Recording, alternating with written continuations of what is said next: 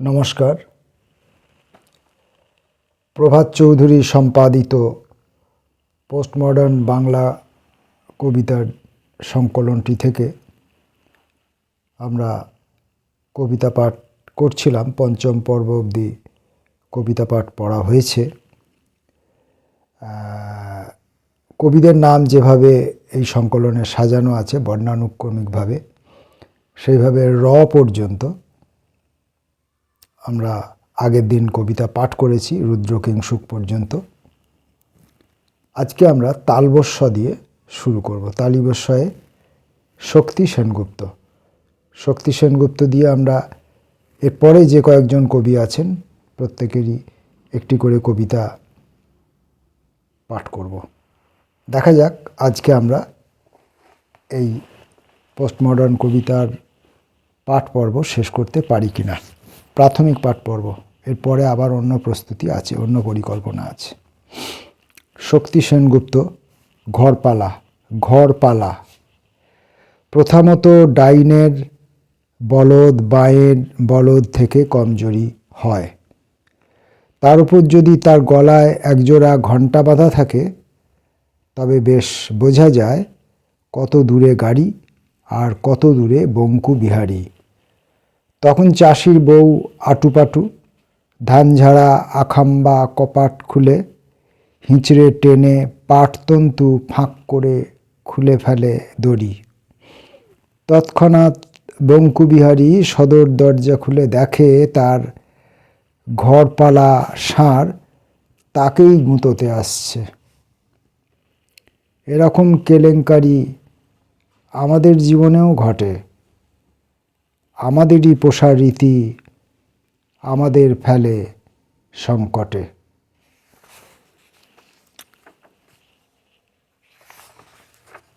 শক্তি সেনগুপ্ত পড়লাম। এরপর পড়ব শঙ্কর চক্রবর্তী। দেবী। নারায়ণ পালের তৈরি মূর্তি কথা বলে।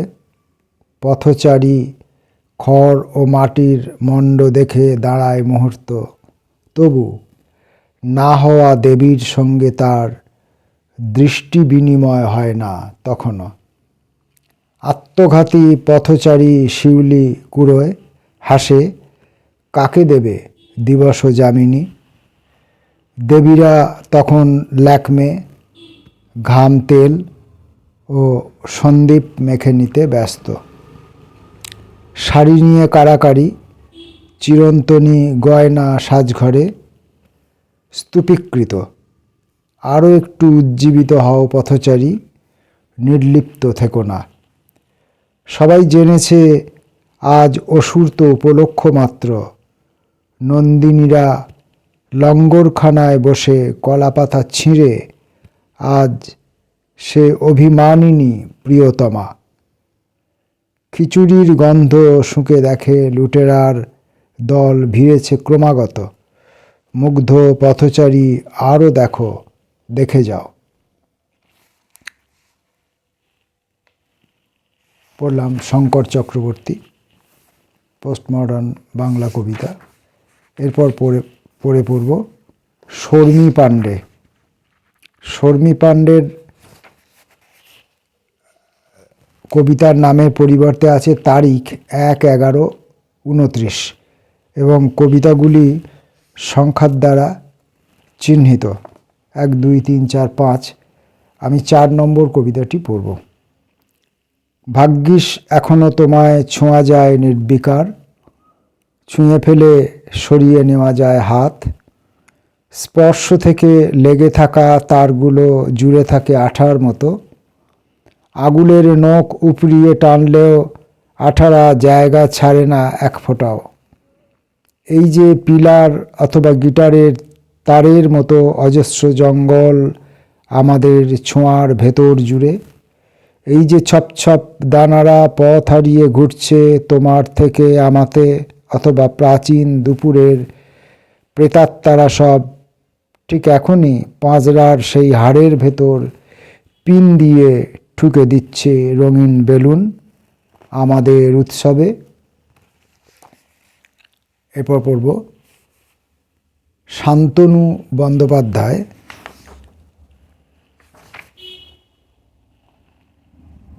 সুগন্ধ।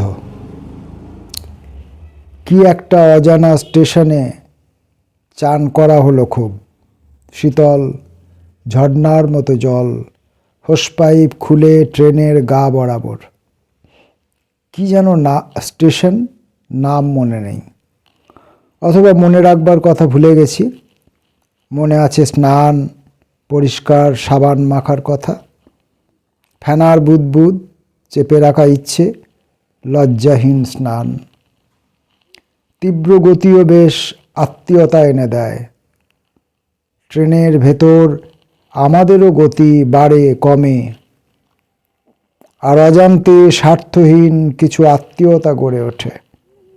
গাড়ির বাইরে মোহমুক্ত ল্যান্ডস্কেপ, গন্তব্য স্টেশন এলে অবধারিত নেমে পড়া, ভঙ্গুর কাচের মতো এতখানি গড়ে তোলা আত্মীয়তা স্মৃতির বাইরে।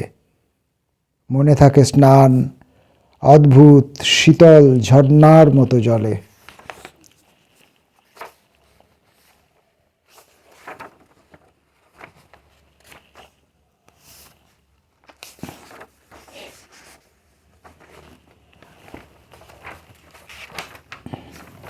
শান্তনু বন্দ্যোপাধ্যায় পড়লাম।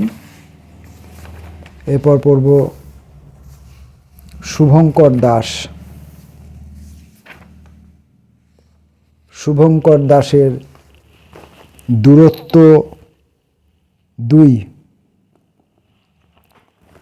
শুভঙ্কর বা না শুভঙ্কর কিচ্ছু আসে যায় না, এভাবেই নিজের সব বহন করা। সারা শরীরে কোথাও কোনো জোর নেই, নড়বড়ে কাঠামোর খাঁচাটা বেঁকে যাচ্ছে ক্রমে, তারপর দলা পাকিয়ে এতটুকু। আমার হাতের তাড়ায় আটকে বৃষ্টির জল, বাতাস টেনে আনছে সূর্যের নুন। আমার মৃত্যুর পদ্ধতিই সেই সাহসের কথা বলবে, এটাই অনেক। গুম মেরে আছে আলো আকাশের আর বাতাসের, মনে হয় যেন বৃষ্টি হচ্ছে, আসলে হচ্ছে না। আমার জানাটা সঠিক নাও হতে পারে। ও আমার ডানা, ডানা রে আমার ডানা, আমার ডানা। যেহেতু ডানায় আগুন, পালকহীন ডানার হাড় বাতাসে উঠছে। এখনই এই কাগজের উপর তারা শুয়ে পড়বে পাশাপাশি, আমার ডানা, আমার হাড়, আমার চুল। এবার পড়ব শুভাশিস গঙ্গোপাধ্যায়। শুভাশিস গঙ্গোপাধ্যায়ের কবিতা পড়ব।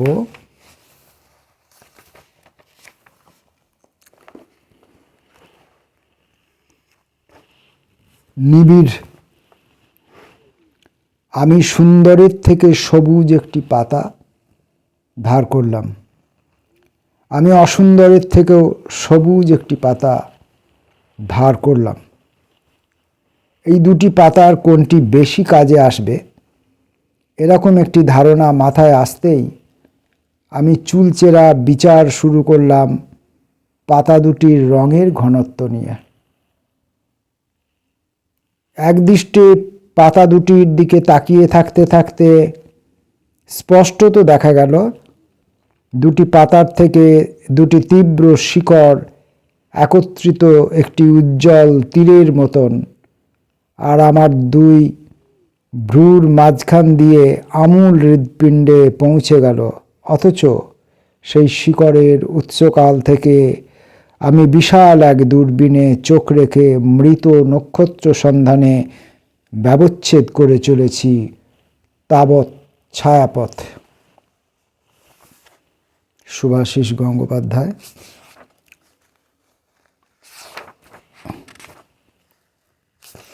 এরপর শ্যামল-শীল, চাঁদের কুয়ো। রাত্রি পুস্তকের পৃষ্ঠাগুলি পুড়িয়ে পুড়িয়ে গলে পড়ছে মোম। প্রতিগৃহে কুয়োর জলে ডুবে থাকা চাঁদ দেখতে থানার বড়বাবু একরাশ অন্ধকার নিয়ে আসতেই শহরের নিয়ন বাতিগুলো হাতে কলম তুলে নিল। রবীন্দ্র সদনে দুটি পায়রা দানা খুঁড়তে খুঁড়তে বিষণ্ণ বাতাসের দিকে বুক খোলা হাসি ছুঁড়ে জানিয়ে দিল, কুয়ো থেকে আবার চাঁদ উঠবে, আর আমরা প্রত্যেকেই আবার জলের দিকে চলে যাব। পড়ছিলাম প্রভাত চৌধুরী সম্পাদিত পোস্টমডার্ন বাংলা কবিতা। পরের কবি সঞ্জয় বন্দ্যোপাধ্যায়। সঞ্জয় বন্দ্যোপাধ্যায়ের কবিতা পড়ব।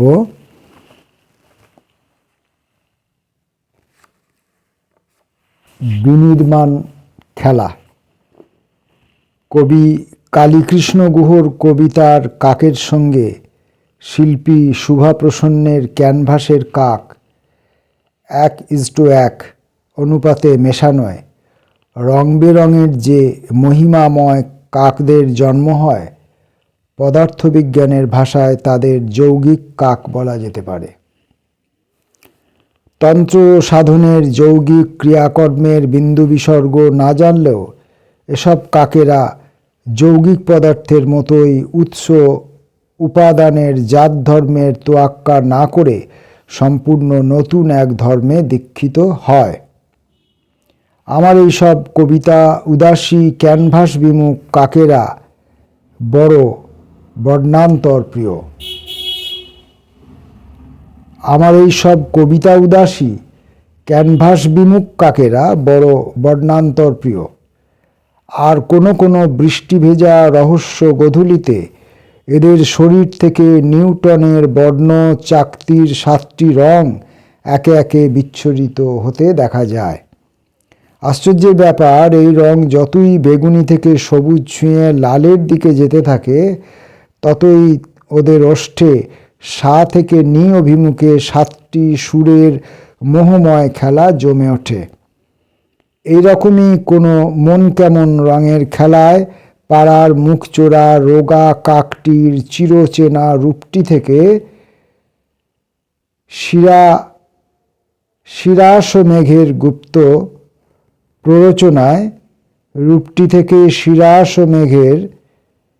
গুপ্ত প্ররোচনায় যে অচেনা পড়শিকে আমরা আবিষ্কার করি, সে হয়তো ঘুণাক্ষরেও রাধার নীল শাড়ি নিঙাড়ি চলার গল্প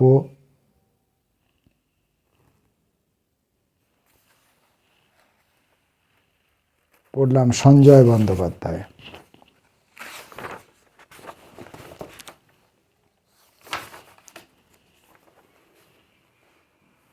ঠিক মতো পড়া হচ্ছে না নাকি এরকমটাই পড়ার উচিত?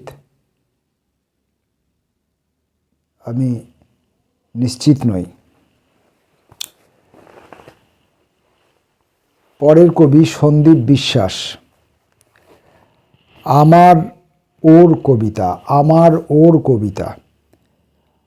অনেকের অনেক কবিতার মধ্যে আমার কবিতাই শ্রেষ্ঠ, এই ভাবনায় অনেকের কবিতার জেরক্স আমার কবিতার চারপাশে ছড়িয়ে দিয়েছি।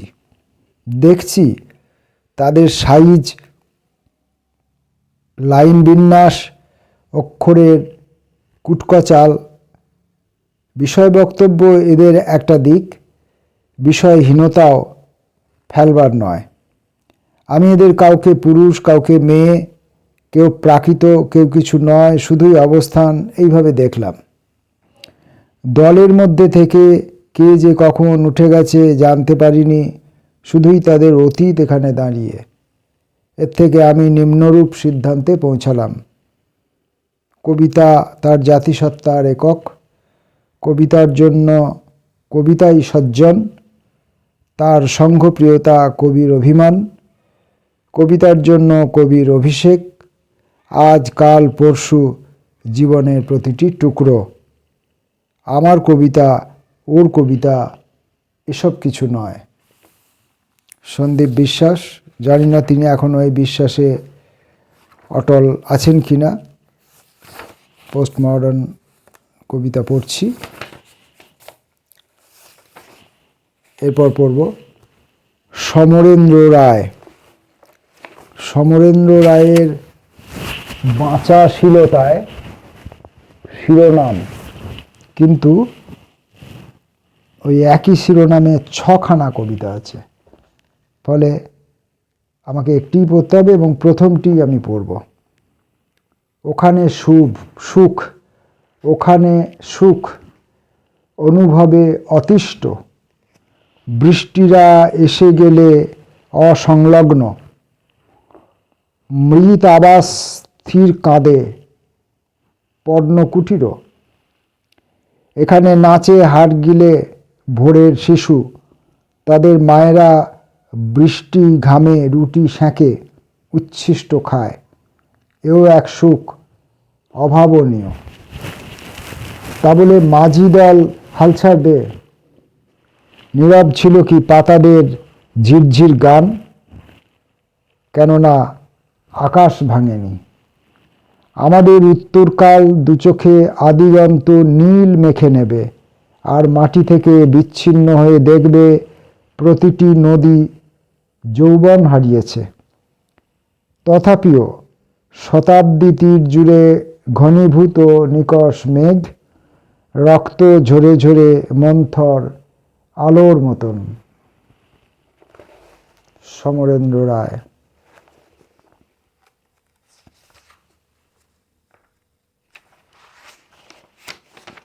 পরের যিনি কবি, তার কবিতা পড়তে আবার আমার একটু ভয় লাগবে। এসব লোকের, প্রাতঃস্মরণীয় লোকেদের লেখা পড়তে গেলে যে যোগ্যতা অর্জন করতে হয়, সেই যোগ্যতায় তো পৌঁছাইনি বটেই, কোনো দিন পৌঁছাতে পারবো কি নাও জানি না। যাই হোক, ভয়কে কম পরিমাণ ভয় যাতে লাগে তার জন্য একটা ছোট কবিতা বার করলাম, ছন্দ। সমীর রায়চৌধুরী, সমীর রায়চৌধুরীর কবিতা ছন্দ। প্রত্যেক বাক্যের মধ্যে কিছু শব্দ পাশ ফিরে থাকে, প্রত্যেক শব্দের মধ্যে কিছু অক্ষর থেকে যায় স্বল্প উচ্চারণে, কিছু উপসর্গ প্রত্যেক ধাতুর সম্পর্কে থেকে যায় অর্থবিহীন। বুঝ আর অবুঝের মধ্যে বোঝাপড়া রাখে কার্য সাধিকা। নীলুদের সংসারে ছোট মাসি মুখ বুজে কাজ করে যায়। জটিলতার কাছে সোরপদ রয়েছে, গতির অরৈখিক নকশা, অংশপ্রীতি, ঘুম যেভাবে বিশৃঙ্খলা ছন্দের মুখোশ। পরের কবি সুজিত সরকার। শচীন হাসছে। আজকাল টিভি খুললেই বিজ্ঞাপন, বিজ্ঞাপন মানেই শচীন, শচীন হাসছে। ক্রিকেটের ফাঁকে ফাঁকে বিজ্ঞাপন, সিনেমার ফাঁকে ফাঁকে বিজ্ঞাপন, খবরের মাঝে মাঝে বিজ্ঞাপন। ক্রিকেট থেকে বিজ্ঞাপনকে আলাদা করা যায় না, সিনেমা থেকে বিজ্ঞাপনকে আলাদা করা যায় না, খবর থেকে বিজ্ঞাপনকে আলাদা করা যায় না। আজকাল সত্যিকারের হাসি থেকে বিজ্ঞাপনের হাসিকে আলাদা করা যায় না। শচীন হাসছে। পড়লাম সুজিত সরকার।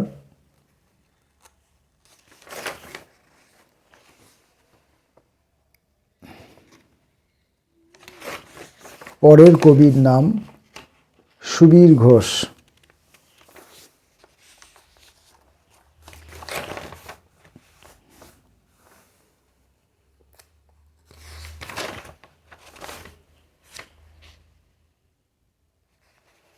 নারী বিষয়ক কিছু ভাবনা চিন্তা। 1968 সাল থেকে নারী বিষয়ে নানান কথা ভেবে আসছি। কোনো পূর্ণাঙ্গ নারী আমি কোনোদিন দেখেছি একথা জোর দিয়ে বলতে পারবো না। নারী আসলে হাওয়ায় ভেসে বেড়ানো তুলো বা খই ভূমিস্পর্শ করার আগেই যে দিক পরিবর্তন করে, ছোটবেলায় শোনা সেই গানটি অনুসরণ করে বলতে পারি, নারী যেন সেই চিল, দেখা পাওয়া মুশকিল। অথবা বোঝবার সুবিধার জন্য ধরা যাক, নারী যেন জ্যামিতি বক্সের সেই বন্দি পেন্সিলটি, নির্দিষ্ট বলয়ের মধ্যে দাগ কেটে কেটেই যার জীবন শেষ হয়ে যাচ্ছে। এভাবেও বলা যায়, নারী যেন গ্রীষ্মের সেই ঘাম কপাল বেয়ে নেমে আসার সঙ্গে সঙ্গে যা বাষ্পীভূত হয়। অথবা আরও স্বচ্ছ করে বলা যায়, হেমন্তের নীল সমুদ্রবোধের কোল কিনারায় যে ধোঁয়ার মতো আলো যা ফালা ফালা হয়ে যায় দূরধিগত কোনো দূরবীন চিলের সাঁতারে, নারী সেরকম এক হঠাৎ অন্ধকারে নিদ্রাক্রীড়ায় বিলগ্নীকৃত চোখ। আমার বন্ধু এ কবিতাটা লেখার সময় বলেছিল, নারীকে ইলিশের সঙ্গেও তুলনা করে দিও, বাঙালি পাঠকেরা খুশি হবে। আমি তা করছি না। কারণটা এই নয় যে ইলিশের গন্ধের কাছাকাছি আমি নারীকে প্রতিষ্ঠিত দেখতে চাই না, বরং কারণটা এই যে ইলিশের ডাঙায় ক্ষণজন্মা অবস্থান চিন্তা করে আমি নারী প্রেমীদের মনে দুঃখ দিতে চাই না। পড়লাম সুবীর ঘোষ, পোস্ট মডার্ন কবিতা। এরপর সুবীর সরকার।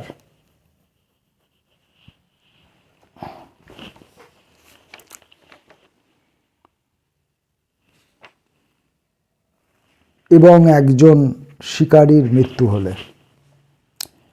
এবং একজন শিকারীর মৃত্যু হলে সারাদিন বরফ পড়তে থাকে থমথমে শহরে। থমথমে শহর। এবং একজন শিকারীর মৃত্যু হলে সারাদিন বরফ পড়তে থাকে থমথমে শহর। সমস্ত জানালাগুলো খুলে দেওয়া হলে অন্ধকার অংশে দাঁড়িয়ে সরাসরি কথা বলা শুরু করি। রিং মাস্টারের হাতে হাত রেখে মশকরা প্রিয় জোকার, আমরা পর্যটকের পকেট থেকে চুরি করি বজ্রপাত ও নদীর ছবি। গলায় গামছা জড়ালে আমাদের খুব মস্তান মস্তান মনে হয় এবং কুয়াশার মাঝখান দিয়ে আমাদের বান্ধবীরা সাইকেল চালায়। সুবীর সরকার।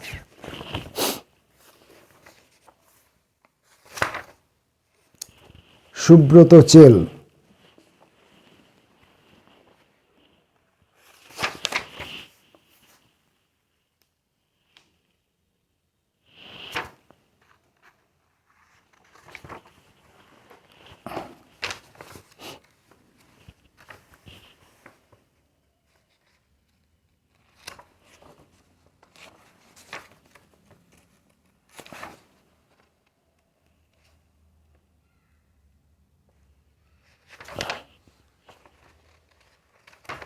সুব্রত চেলের কবিতা পড়ব।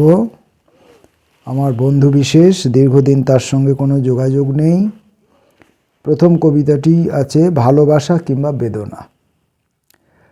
রাত্রিকে নিয়ে একটা কবিতা লিখব ভেবেছি, আলো এবং অন্ধকারকে নিয়ে একটা। আর তোমার কথা মনে আছে, আমাদের ছোট মেয়ে টুম্পা, তোমার জন্য বরাদ্দ 4 লাইন। ভাবি লিখতে ইচ্ছে হয়, যার যার জন্য আজ এত মিষ্টি লাগছে সকাল, তাদের সবার জন্য 2-4 পংক্তি লেখার অভিপ্রায় রয়েছে। কবে লিখে উঠতে পারবো জানি না। ততদিনে হাত কেঁপে উঠবে কিনা, ততদিনে নিশ্চয় সূর্যের আলো কমে আসবে। আমাদের কেরোসিনের বাতি নিভতে নিভতে মনে করিয়ে দেবে আমাদের প্রতিশ্রুতি।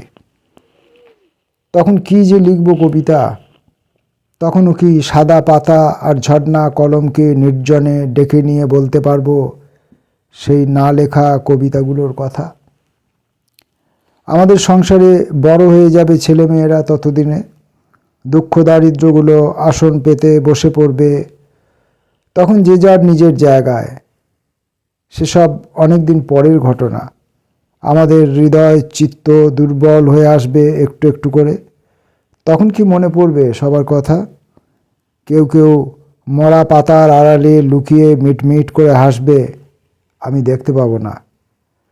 তবে টুম্পা, তোমার কথা মনে আছে, তোমার জন্য 2-4 পংক্তি অবশ্যই লিখে যাব।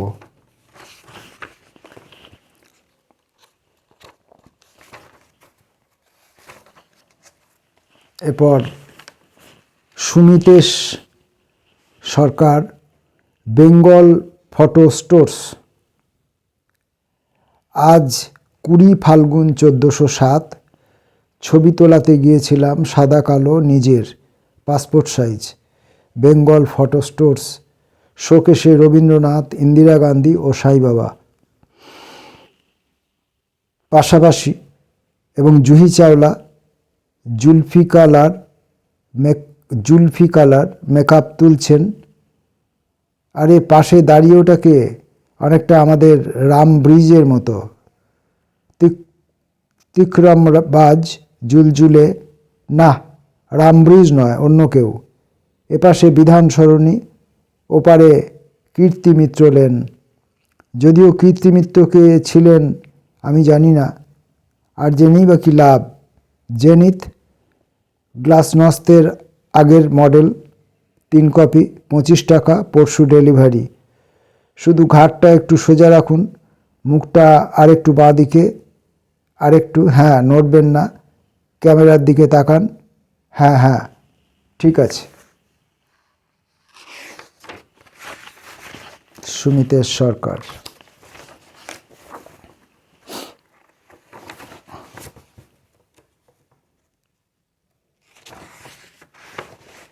সুশীল ভৌমিক,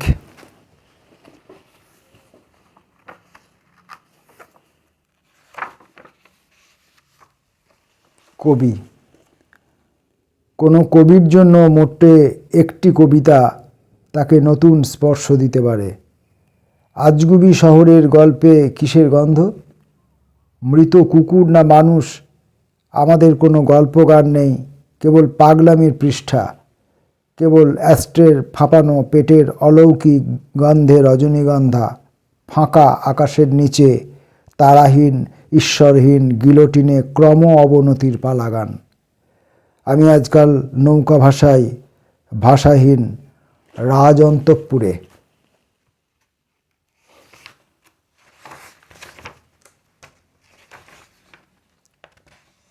শেখ আজেহার,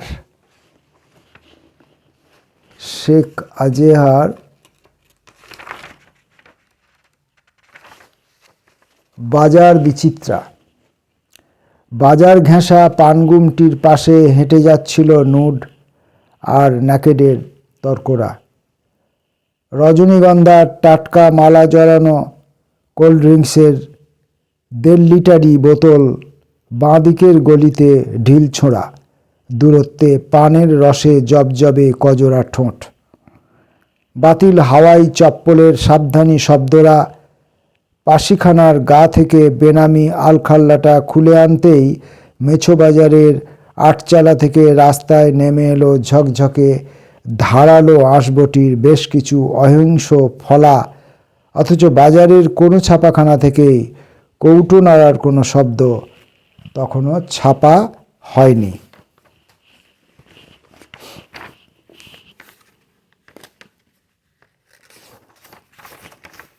পরের কবি সোনালী বেগম।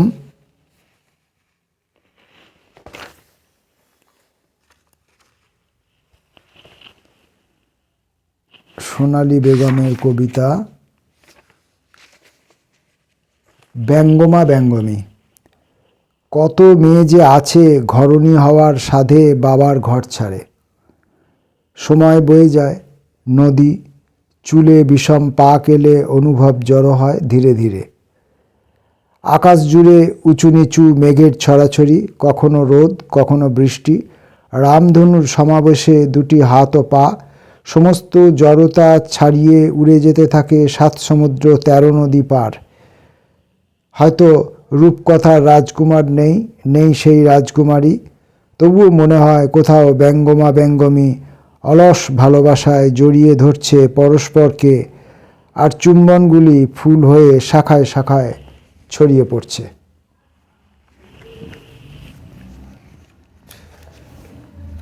পড়লাম সোনালী বেগমের কবিতা,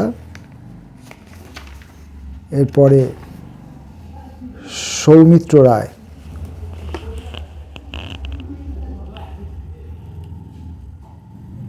মুখ কিংবা মধুচন্দ্রিমা। শেষ দুপুরে মেঠো পথ ধরে আসার সময় বাগানে সার বাঁধা অশ্বত্থ গাছেদের মনে হয় কোনো ক্লান্ত যুবকের মতো চাকরির চিঠি হাতে ঝিমিয়ে আসা মুখ। আমিও ঝলসানো মুখ ফিরিয়ে আপন পথ ধরি। দুধারে স্বপ্নের মতো খাপছাড়া ধনচে গাছ, মুখ তুলে তাকালে সামনেই দিগন্ত, অথচ সামনে নয়। মৃদু বাতাস কাঁপিয়ে কোনো অবিবাহিতা পাশ কাটিয়ে গেলে একটু দেখতে ইচ্ছা হয় ভাগ্যবতীদের, বাপ মায়ের দুশ্চিন্তা ও আদরে পুষ্ট যৌবন। তারপর কপাল ফাটিয়ে মধুচন্দ্রিমার দিকে। যৌতুক শরীর হৃদয় দিয়ে স্বামীকে সাজিয়ে আমরা প্রেমিকার যোগ্য, স্ত্রীর যোগ্য নই। স্বামীর যোগ্যতা অর্জিত হলে ভাগ্নীয় প্রত্যেকটি রাত চিন্তাহীন ঘুম। তারপর অবৈতনিক দাসীর সাথে নিজের নীল মিলগুলি খুঁজে খুঁজে শীত গ্রীষ্ম বর্ষার এক একটি দুপুর আমার কাছে এক একভাবে আসে। আজ হয়তো পড়লাম সৌমিত্র রায়।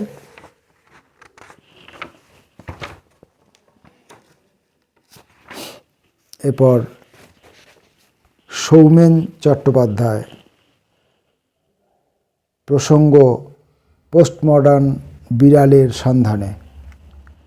দেখতে দেখতে বিড়ালও ঢুকে পড়ল পোস্টমডার্ন তালিকায়, আর পরিচিত কবি মহলে মৃদু গুঞ্জন শোনা গেল এতদিন পর্যন্ত বিড়াল সংক্রান্ত একটা কবিতাও না লেখার জন্য।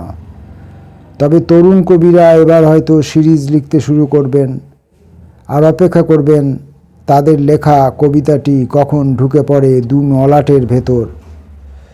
তবে পরবর্তী কোনো প্রাণী কিংবা পাখিটি পোস্টমডার্ন তালিকাভুক্ত হবে তা জানার জন্য সম্পাদকের প্রাত্যহিক ব্রেকফাস্ট টেবিল এবং মশারির নেটের স্বচ্ছতার উপর নজর রাখা জরুরি।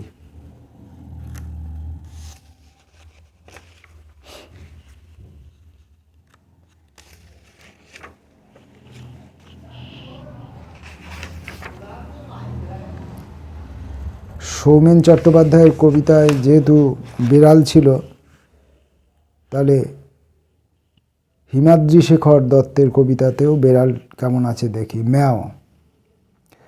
মার্জার সম্বন্ধে এতাবৎ আলোচনায় কখনো এসেছে এডগার অ্যালান পোর ব্ল্যাক ক্যাট, বা a cat on a hot tin roof, কিংবা হযবরল সম্ভূত ছিল একটা রুমাল, হয়ে গেল একটা বেড়াল। নয়তো জীবনানন্দের বেড়াল, যা কিনা অন্ধকারকে ছোট ছোট বলের মতো থাবা দিয়ে লুফে আনে। অন্ধকার ঘন ও শ্রয়ডিঙ্গারের বেড়াল আধুনান্তিক আলোচনায় উঁকি দিচ্ছে ইতস্তত। কিন্তু মনে রাখতে হবে, আদতে বেড়াল মানে ফেলিস ক্যাটাস অথবা ম্যাও। সুতরাং পড়লাম হিমাদ্রি শেখর দত্ত। হিমাদ্রি শেখর দত্ত দিয়েই আমাদের এই সংকলনের পোস্টমডার্ন কবিতাগুলির পাঠ পর্ব শেষ হলো। আমরা আজকেই এই প্রভাত চৌধুরী সম্পাদিত সংকলিত বইটির পাঠ পর্ব শেষ করতে পারলাম। পাঠ পর্ব চলাকালীন সময়ে আমার জিভের উচ্চারণের ত্রুটির জন্য, অশিক্ষাজনিত কারণে, নানানবিধ তথ্য সম্পর্কে জ্ঞাত না থাকার জন্য, কবিদের সম্পর্কে কোনো বিস্তৃত বা স্বচ্ছ ধারণা না থাকার জন্য আরও ইত্যাদি অনেক রকমের কারণ আছে, অনেক রকমের জন্য আছে যে আমার এই কবিতা পাঠ সুন্দর হয়নি। এ বিষয়ে আমি নিশ্চিত। তবে আমার সুন্দর করতে পারলে যদি আমার যোগ্যতা থাকতো করতে পারতাম, কিন্তু এই বইটি থেকে কবিতা পড়ার আমার উদ্দেশ্য যেটা ছিল সেটা শ্রুতিমধুর করা নয়, সেটা কবিতাগুলোর ওপরে বা কবিতার বইটির ওপরে বা পোস্টমডার্ন কবিতার ওপরে আমি নিজে কিছু তথ্য দেব, আমি নিজে কিছু ধারণা দেব, এমনটাও নয়। এসব আমার উদ্দেশ্য ছিল না, কারণ এসব আমার যোগ্যতার মধ্যে পড়ে না। কিন্তু এই যে পোস্টমডার্ন বইটি, বাংলা কবিতার বইটি আমার কাছে এতদিন ধরে পড়ে আছে, আমার ভাতৃসম বন্ধু অনিকেত পাত্র এই বইটি তার সংগ্রহ থেকে আমাকে উপহার স্বরূপ দিয়েছিলেন। তো সেই বইটি পড়ে যারা এই সংকলন পাননি হাতে, পরবর্তীকালে যারা লিখতে এসছেন, এটা সম্ভবত আর ছাপা হয়নি বলে আমার জানি না, আমার কাছে কোনো ইনফরমেশন নেই আবারও ছাপা হয়েছে কি না। তো যারা এই বইটি হাতে পাননি, পরবর্তীকালে যারা লিখতে এলেন বা সেই সময়েও যারা লিখছিলেন, যারা হয়তো যোগাযোগের অভাবে, উদ্যোগের অভাবে বইটি সংগ্রহ করতে পারেননি, অথচ পোস্টমডার্ন কবিতা সাহিত্য এসব বিষয়ে চতুর্দিকে প্রচুর আলাপ আলোচনা, তর্ক বিতর্ক এসব শুনেছেন, অংশগ্রহণ করেছেন, তাঁদের হয়তো এই কবিতা পাঠগুলো 1% হলেও তাদের হয়তো কিছু কাজে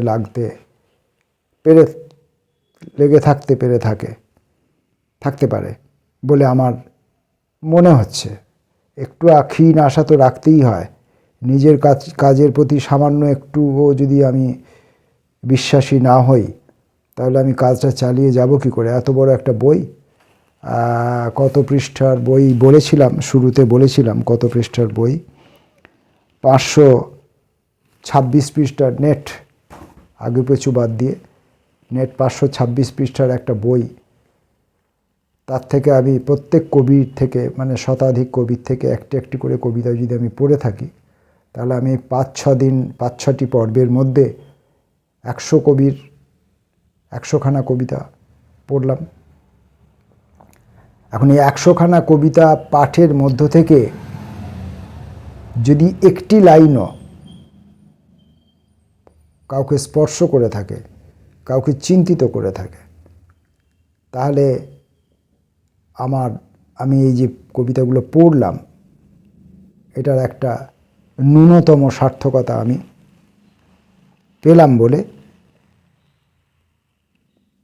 বিশ্বাস করছি। তারপরে এখান থেকে কবিদেরকে ধরে অন্তত কয়েকজন কবিকে, বিশেষ করে রজত শুভ্র গুপ্ত, যার কবিতার বইগুলি সংগ্রহে নেই, পাচ্ছি না, অথচ রজত শুভ্র গুপ্তকে আমি পড়তে চাই। তো সেই রজত শুভ্র গুপ্তের এখানে যে কবিতাগুলি আছে, সেই কবিতাগুলো নিয়ে আমি একটা আলাদা ভিডিও করবার মানসিক প্রস্তুতি রেখেছি, সেটা একদিন অবশ্যই করব। আর এই বইটি পড়াকালীন সময়ে আপনারা যারা শুনেছেন তাদের কেমন কী অভিজ্ঞতা আমি জানি না, কিন্তু এই বইটি আমি যে এই 5-6টি পর্বের মধ্যে 6টি পর্ব মধ্যে আমি যে কবিতাগুলোকে পড়লাম, সেখানে আমার যেটুকু অনুভূতি হলো যে এই যে উত্তরাধুনিক কবিতা নিয়ে যে আলাপ আলোচনা, আন্দোলন, লেখালেখির যে পরিবর্তন, সেই সময় একটা আমাদের এই বাংলায় একটা তুমুল আলোড়ন তুলেছিল প্রভাত চৌধুরী এবং কবিতা পাক্ষিককে কেন্দ্র করে। কিন্তু এই সংকলনটি যখন হয়েছিল, সংকলনটি হবার তৈরি করার পিছনে কি কি নীতি ছিল, কি কি নিয়মাবলী ছিল তা আমি জানি না, তারা যারা উদ্যোক্তা তারা বলতে পারবেন। কিন্তু আমি পাঠ চলাকালীন সময় যেমন দেখলাম যে এই সব এখানে যারা যে সমস্ত কবিদের কবিতা নেওয়া হয়েছে তারা অনেকেই অনেক আগে থেকে কবিতা রচনা করছিলেন এবং তারা অনেকেই আবহমান বাংলা কবিতা বলতে যা বোঝায় সেই কবিতা লিখছিলেন। আবার ৮০ দশকের উল্লেখযোগ্য কয়েকজন কবি রয়েছেন যারা ভাষা নিয়ে, ধ্বনি নিয়ে সচেতনভাবে কাজকর্ম করেছেন। তখনও এই পোস্ট মডার্ন বা উত্তরাধুনিক বাংলা কবিতার এই তথাকথিত আলোড়নটি তখনও এখানে এই আয়োজিতভাবে এসে পৌঁছায়নি। আয়োজিতভাবে, স্বাভাবিকভাবে যদি এসে থাকে তো তাদের মধ্যে এসেছে, সেটা বলার কিছু নেই। বিচারকরা মানে যারা গবেষক তারা বলতে পারবেন। তো তারা এর মধ্যে ইনক্লুডেড রয়েছেন। ৯০-এর কবিরা যারা এখানে এই এর মধ্যে যাদের কবিতা ইনক্লুডেড রয়েছে, যারা অংশভুক্ত হয়েছেন,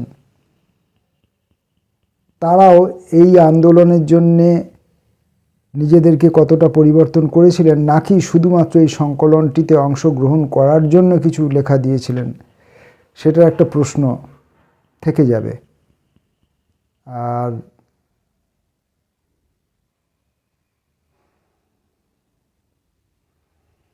আর কি আরও এবং ইত্যাদি আরও অনেক প্রশ্ন করাই যেতে পারে, ভাবাই যেতে পারে। সেগুলো বসে বসে স্থির নিশ্চিত মনে ভেবে শান্তভাবে গভীরভাবে বিচার বিশ্লেষণ করে আরও অনেক প্রশ্ন তোলা যেতে পারে।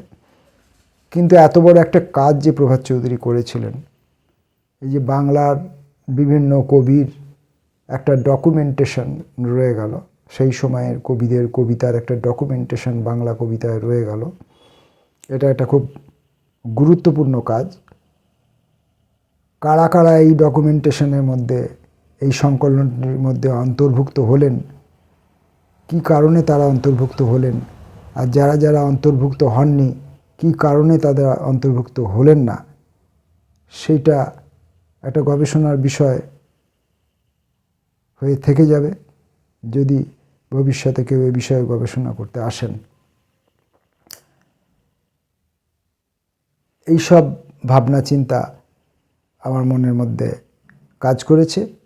আবারও আমি কবিতাগুলো পড়াকালীন সময়ে যে সমস্ত ত্রুটি ঘটিয়েছি তার জন্য কবিদের কাছে এবং পাঠকদের কাছে, আপনাদের কাছে, সকলের কাছে আমি ক্ষমা প্রার্থনা করছি। নমস্কার।